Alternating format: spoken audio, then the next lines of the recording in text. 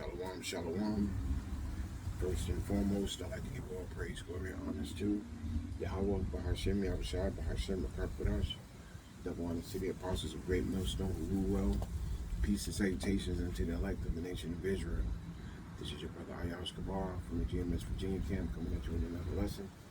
And I pray that you find edifying through the spirit and power of Yahweh, Bahashem, Yahushua. And this is just going to be a quick hit. And,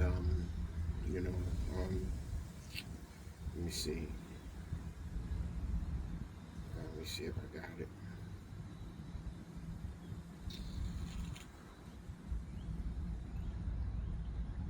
Because things are getting out of hand in a beautiful way. And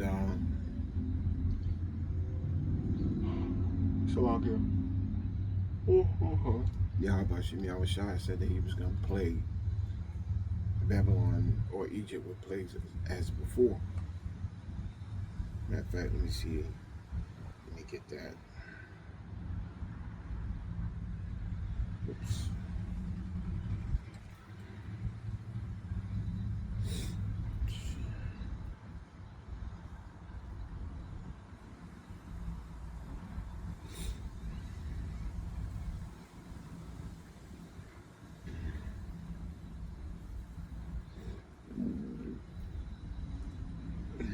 Salakia.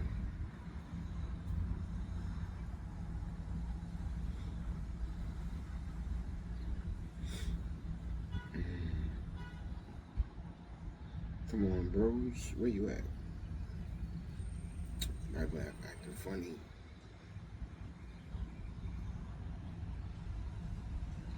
Bookmark this.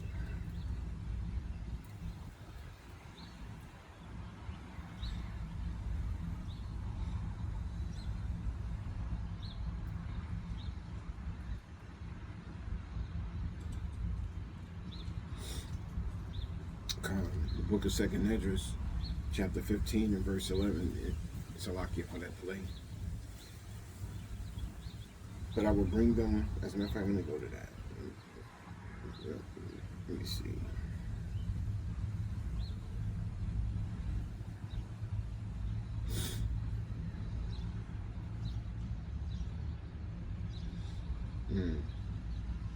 It's very deep.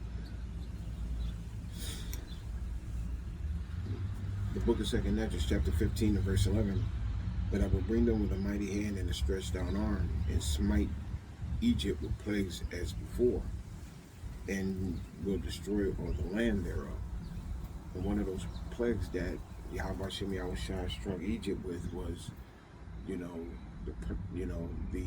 plague of darkness. And they're talking about the same thing happening over here in Babylon the Great, where the talk of the world is energy, energy crisis, rolling blackouts and lack of fuel and, lack of travel and all of these other things playing out. Well, that's a plague,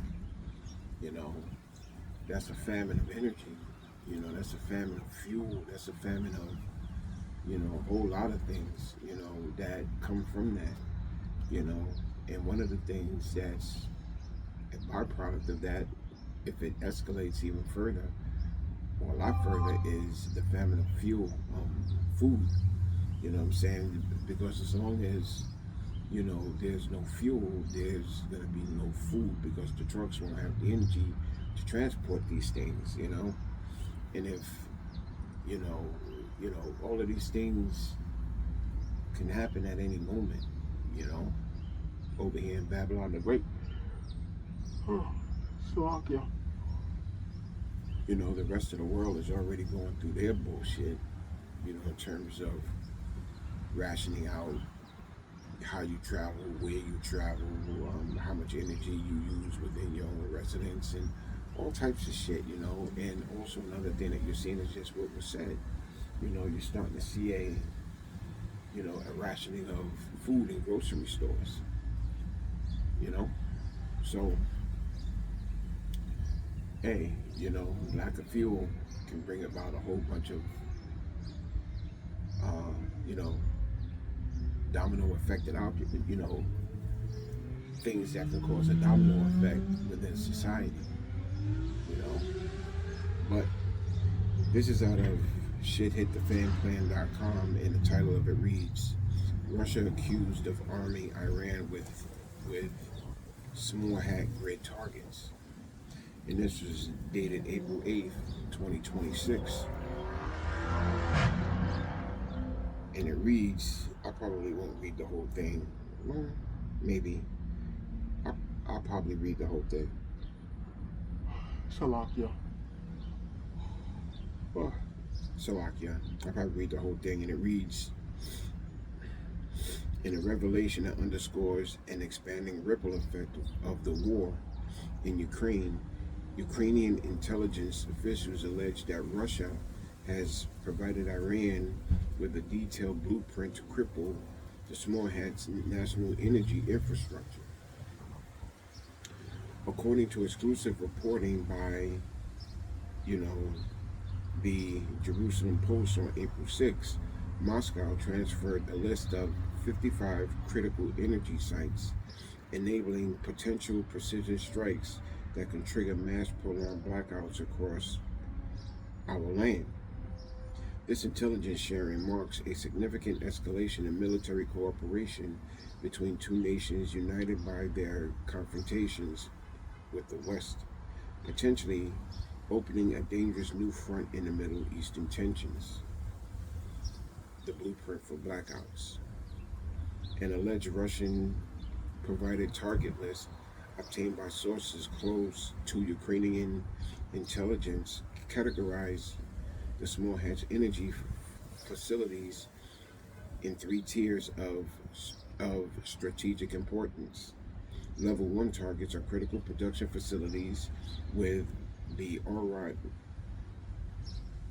Raban power station signaled as a primary objective whose destruction would cripple the national system. Level 2 encompasses major urban and industrial energy hubs serving dense population centers, while Level 3 includes the regional substations and smaller plants. The Russian assessment, as reported,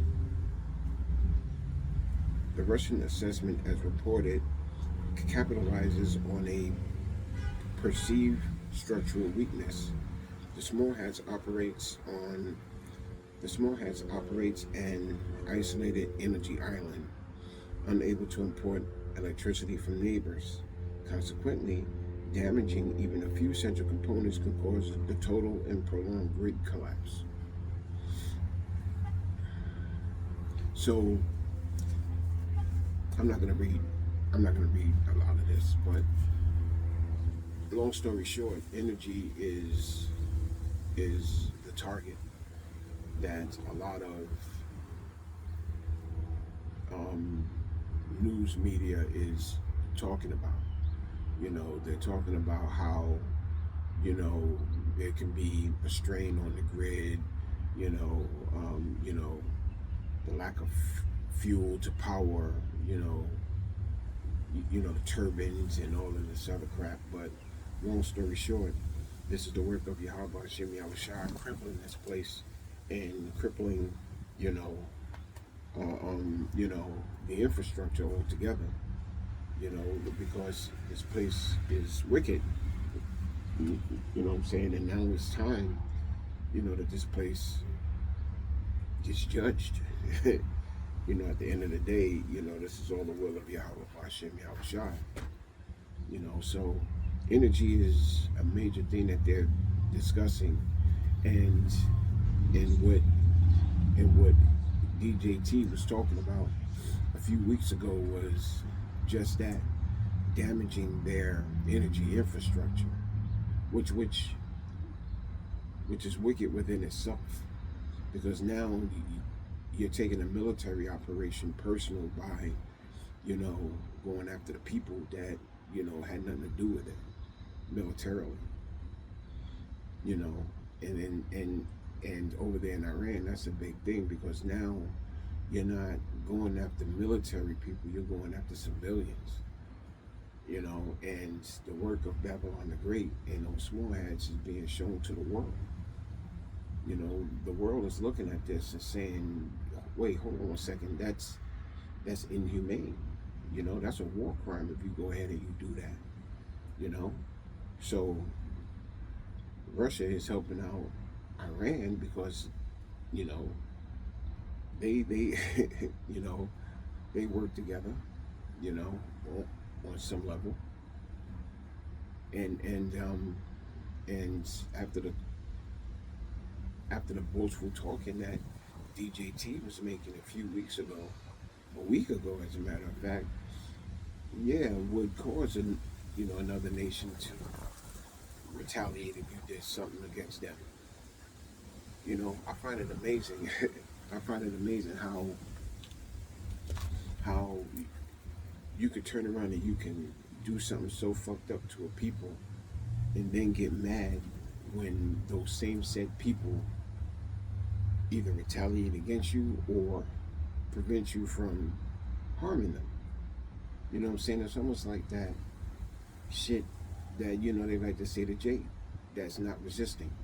Stop resisting. Well, hold on a second. I'm not resisting, but you're punching me in my fucking face. I'm going quietly, but, you're kicking me in my fucking ribs. That's just the mindset of these people. That's the mindset of Babylon the Great. How dare you? Even though I got you on the floor, I got you restrained, I got your hands behind your fucking back, I still want to punch you in your fucking face. I still want to put my knee on your neck or my foot on your neck. Hey, man. Hey. So, yeah, I can see this happening if Babylon the Great goes after, their infrastructure that the people need. I can see that. Which I can also see, Babylon the Great going through the same shit.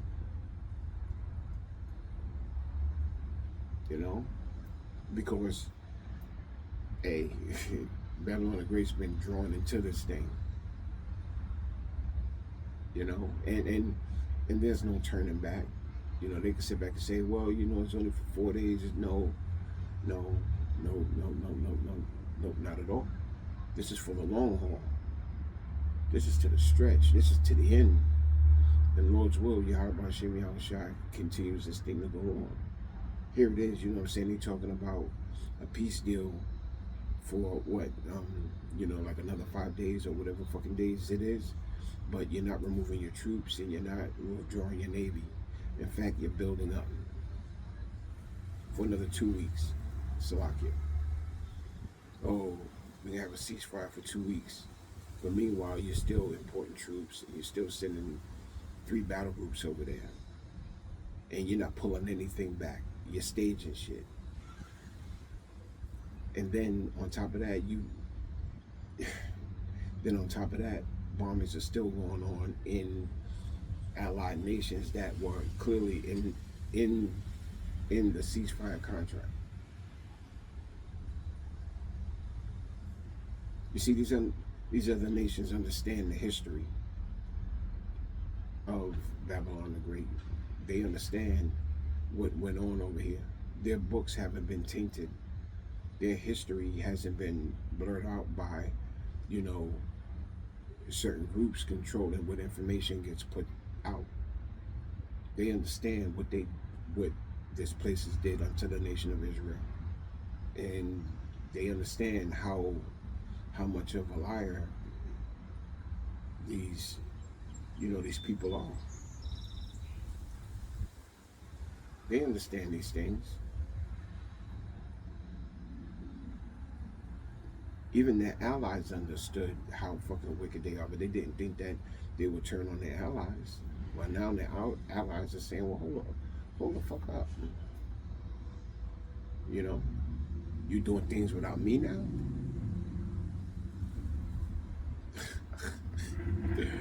Babylon the Great's allies are looking at Babylon like he's Nino Brown. You made the deal without me, man. You went to war without me. I feel a way about that. I'm pissed. These other nations feel left out of the party. These other nations feel as though they don't have the proper seating arrangements at the table.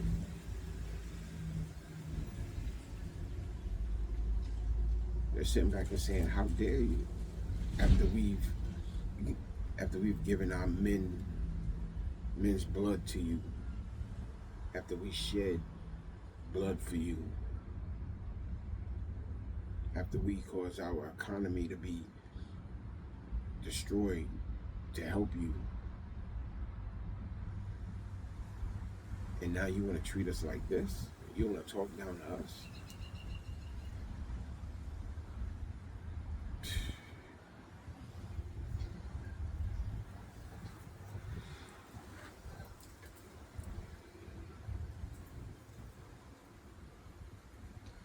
The book of Revelation, chapter 17 and verse 16.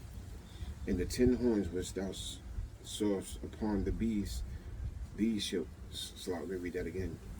And the 10 horns which thou sawest upon the beast, these shall hate the whore, and shall make her desolate and naked, and shall eat her flesh, and burn her with fire. These other nations are starting to hate you for what you're saying and what you're doing. Your actions are speaking. Your words are saying just enough for them not to trust you. Because you're boastful, you're pride, you're prideful, You don't even look at your allies the same. In fact, you never have. You looked at your allies as just servants and not equals. And now they're starting to realize exactly how you looked at them.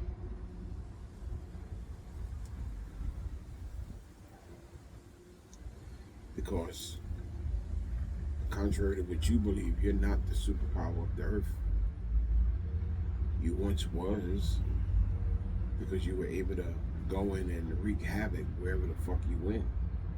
And walk out and beat your hands on your fucking chest, as if you were, all powerful. And you were the hammer of the earth. You were the hammer of the earth. But when you strike two hammers together, you get that little spark, that bing, bing, bing, that spark. Well, you're going against harder hammers. You're going against hammers that didn't think that they could do any damage to you, realizing, hey, well, hold on one second. His hammer's made out of wood. Mine is made out of fiberglass. My handle's made out of fiberglass, while his handle's made out of wood. My technology's a little better than his.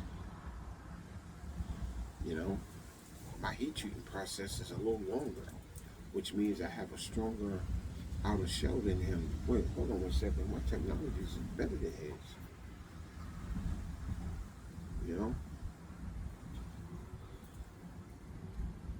The engineers who designed this to build shit specifically for this type of construction, whereas their hammer was built to be a general construction. Nothing specific, but general, multi-purpose, but not good at one thing. Our engineers design our shit to be specific. And that specific thing that our engineers designed our hammer for was to bring down your hammer. Wait a minute, our technology is better than yours.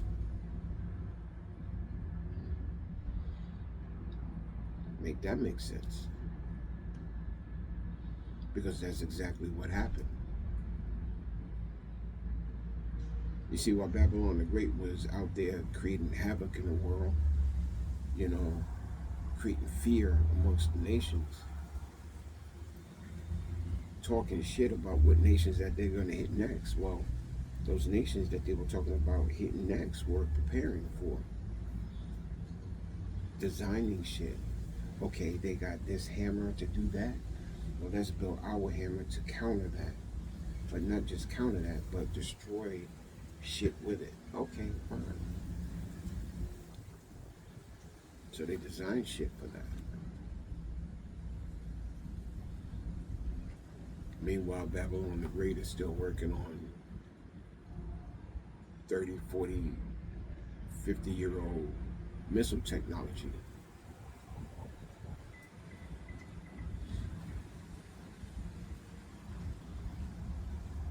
And so now they're confined. You know, the one thing I don't hear as much anymore coming from a lot of Babylonians is how great their military is. I don't hear that coming out of their mouths anymore.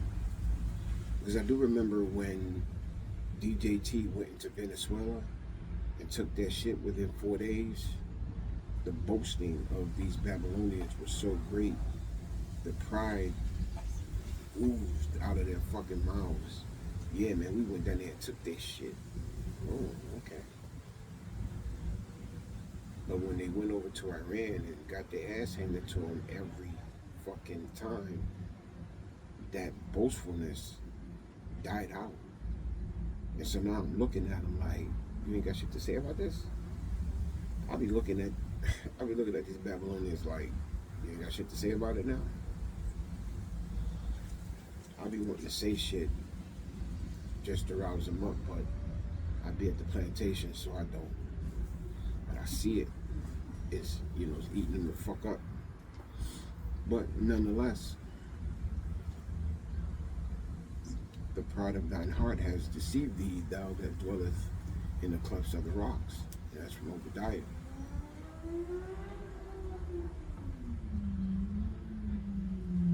Whose habitation is, as a matter of fact, let me get it.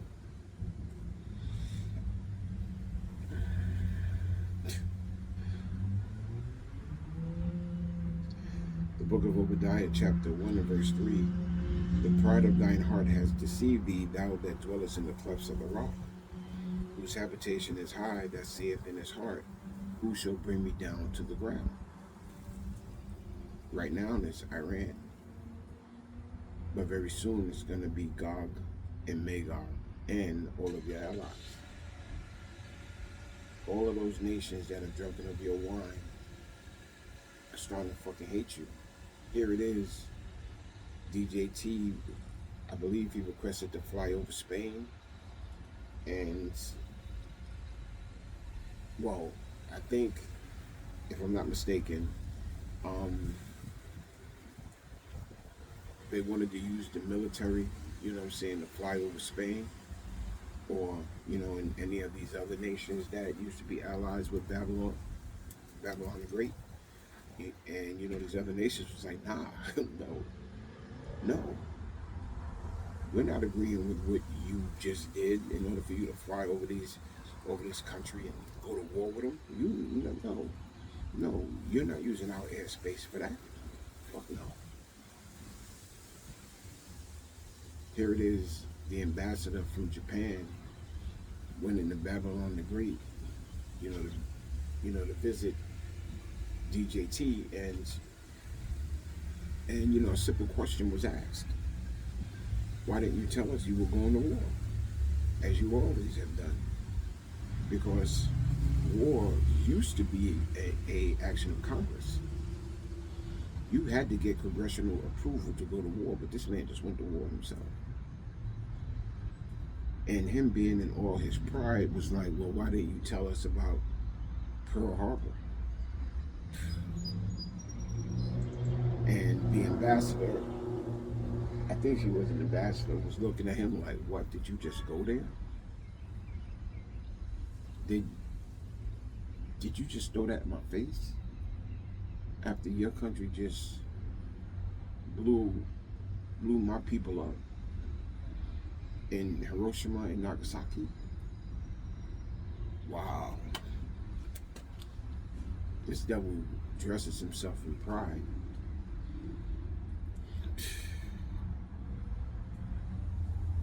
So, hey, you know, they're talking about doing some crazy shit over here in Babylon the Great and in the world, you know. They're talking about, you know, an eye for an eye type shit. You kill our power, we'll kill yours. You know, you cut our power off, we cut your power off. You put military boots in the ground in my country, they won't be coming home. These are the words that are spoken.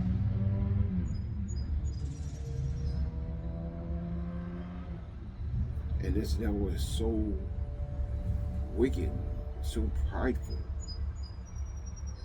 that he's willing to do whatever it takes to fulfill the agenda. Because at the end of the day, that's what it boils down to. The will of Yahweh Shem Yahushua first and foremost, but this devil trying to fulfill his enterprise, and that is to bring about the MOTB, you know, to have you in subjection, you know, to bring about the, you know, this, to bring about this tyrannical rulership, this technocracy that is already set up. They just need the event, and the event could very well be grid outages, lack of fuel, which means lack of power, lack of energy to get from P1 to P2, or should I say point 1 to point 2, economical collapse,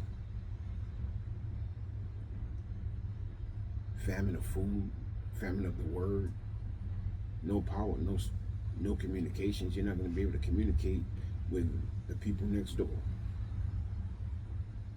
Most people don't know more signs or more signals like the beep, beep, beep, beep, beep, beep, beep, beep, beep, you know. And Gad damn sure don't know how to throw up smoke signals no more.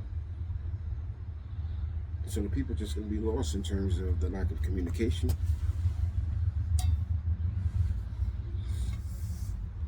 So, and in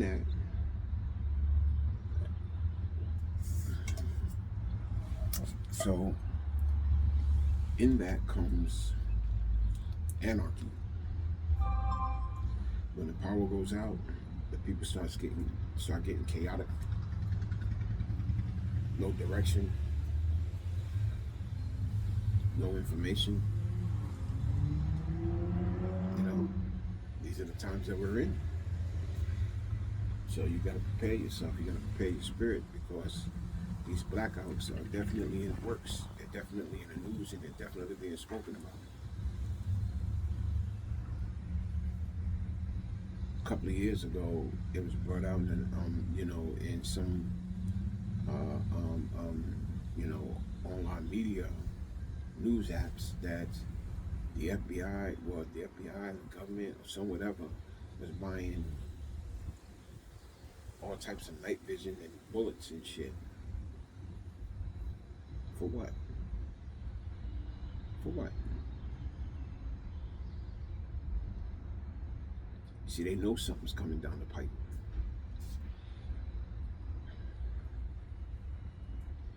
Anyhow, so with that, I'm gonna close out. So with, well, actually, let me get another preset. Let me see what I'm gonna get.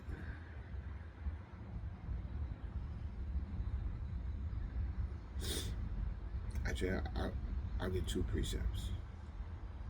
The book of 1 Corinthians, chapter 13 and verse 9. For we know in part, and we prophesy in part. We know that there's going to be a blackout coming, because Yahweh Shem Yahushua is going to plague Egypt with plagues as before. We know that. But how that blackout is going to happen, we don't know. It could come from an EMP. It could come from You know, this devil just hitting the fucking switch. It could come from all types of things, you know. But we know that there's going to be a blackout because Yahweh Hashem Yahushua told us so. And the closing precept I want to get is the book of Romans, chapter 13 and verse 11. And knowing the time, that the time, Salah, and that knowing the time, that now it is high time to awake out of sleep.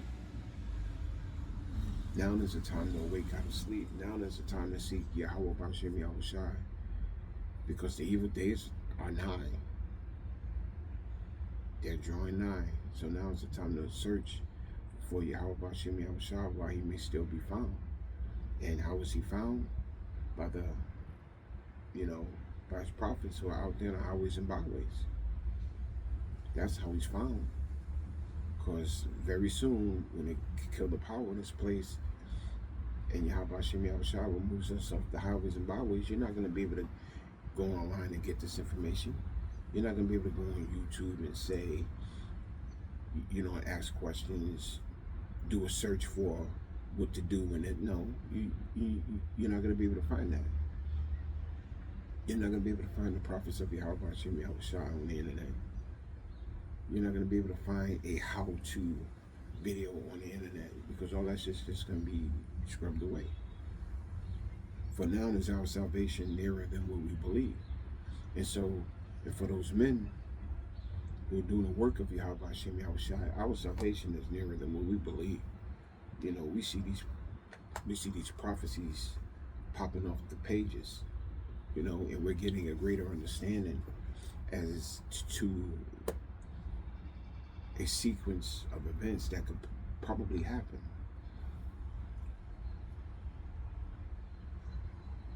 And so we prophesy in part until a part happens that we're watching for, takes place. And now we're able to put those pieces together and build a bigger picture to edify the elect. And so with that, I'd like to give all praise, glory, and honors to Yahweh, Hashem, Yahushua, Hashem, Rakakadash, double honor to the apostles of great millstone who rule well. Peace and salutations unto the elect of the nation of Israel. Shalom.